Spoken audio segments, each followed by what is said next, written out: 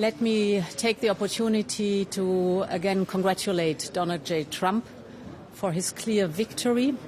I'm looking forward to working with him again to strengthen the transatlantic bond. I think that our role here within Europe is not to comment on the election of Donald Trump, whether it's good or not good. He was elected by the American people, and he will defend American interests.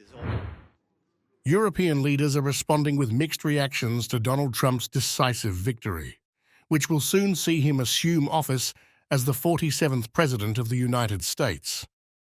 The cautious approach across Europe reflects recognition of Trump's often unilateral stance toward Europe, NATO, and the EU, alongside concerns over potential impacts on transatlantic alliances. At the European Political Community Summit in Budapest, leaders voiced priorities for transatlantic relations and emphasized Europe's trajectory towards greater self-reliance in security. French President Emmanuel Macron highlighted the importance of focusing on Europe's own interests and reducing dependency on outside powers, including the US. Yesterday, I spoke to the President-elect Donald Trump, and some of us around this table are familiar with his previous presidency in his previous mandate. I congratulated him, but deep down I think that our role here within Europe is not to comment on the election of Donald Trump, whether it's good or not good. He was elected by the American people, and he will defend American interests. It's legitimate, and it's a good thing.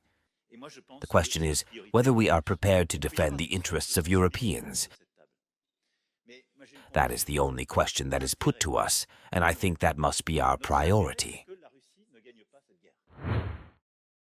As concerns grow that Trump's presidency could lead to reduced US support for Ukraine, Macron reiterated Europe's commitment to opposing Russian expansion. He emphasized European unity and the need to strengthen the defense strategy within the European pillar of NATO.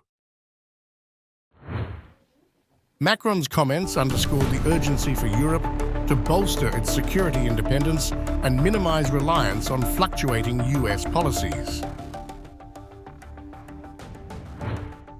Hungarian Prime Minister Viktor Orban also commented, describing Trump's victory as a pivotal moment with the potential to accelerate global shifts. He noted that Trump's win has strengthened the pro-peace camp, advocating for a ceasefire in Ukraine, signaling a change in Western perspectives that Europe must take into account. There are differences of opinion on the question of continuing the war or a quick ceasefire and peace negotiations. But one thing is obvious today: that the pro-peace camp is growing. And in the American election, the pro-peace camp grew enormously. We are not talking about victory and defeat. We're talking about a ceasefire, we're talking about human lives, we're talking about stopping the destruction.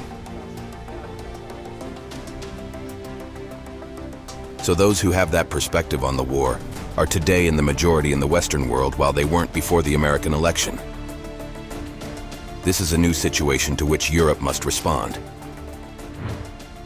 British Prime Minister Keir Starmer expressed optimism about the enduring US-UK special relationship, describing his recent discussions with the President-elect as positive and constructive. Speaking from Budapest, Starmer affirmed the alliance between the two nations as vital and resilient.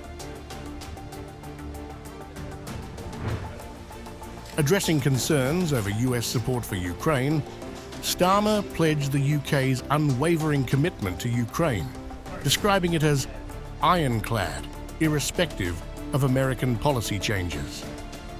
He emphasized the UK's role in supporting Ukraine's defense as crucial for stability. I had a very good meeting with President-elect Trump a few weeks ago when we had dinner together in New York, and that was very positive, very constructive, as I think you know.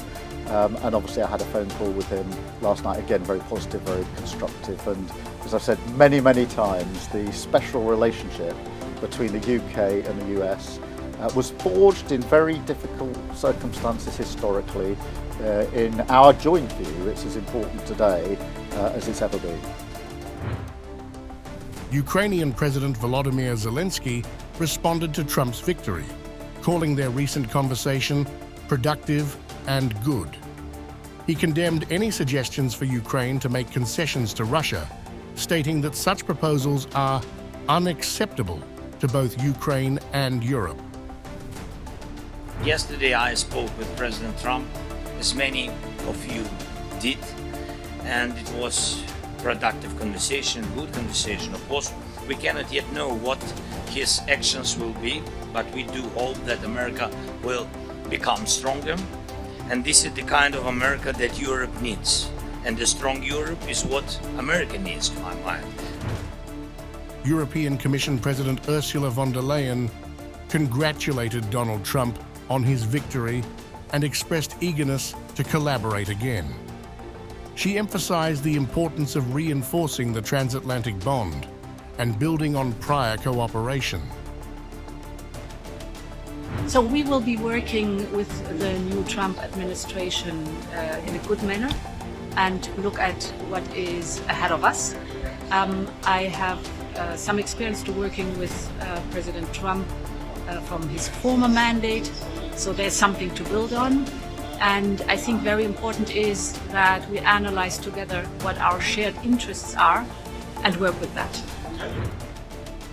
With Trump's election prompting shifts in US foreign policy, European leaders are reassessing their roles in global security and reinforcing regional unity. At the EPC summit, the consensus was clear. Europe must adapt, prioritize its own interests, and prepare for a rapidly evolving landscape under President-elect Trump.